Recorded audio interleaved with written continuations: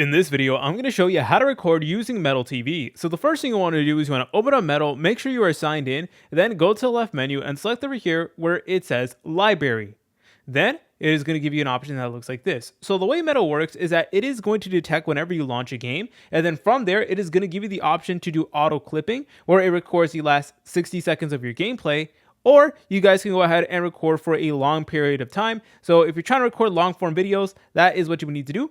So first and foremost, you need to launch the game you want to record. So for this video, let's go ahead and work with Minecraft, but you can use any type of game you want and wait for your game to load in. Alright, once your game is loaded in, head back over to Metal and you will notice that it is going to say now clipping Minecraft, and you want to press over here, and then from there, you're able to go ahead and adjust your recording settings. So you can change the quality of your video. You can even record your screen if you want, but it's automatically going to choose game, but that's where you're able to change it. And then where it says audio source, you're able to go ahead and select on specific X, PC audio, and if you want your microphone to be picked up, then go ahead and select on this, and then it is going to let you know where your microphone is.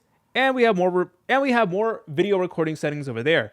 But over here where it says long recording, that is the keybinds or the things you need to press in order to begin recording. So you'll notice by default it is Alt and then F7. So to begin your recording, type in Alt and then F7. Then once you are done recording, you need to press Alt and then F7 again in order to record it. So there you go. You should be good to go. And you can change the hotkeys as well. So you can press on this edit button. If you don't want to use these buttons, you could use something else. But remember, to begin, it is Alt and then F7. Then to end it, it is Alt and then F7. And then your video recording is going to appear right over here. If you guys found this video helpful, make sure to leave a like and subscribe. I'll see you in the next video.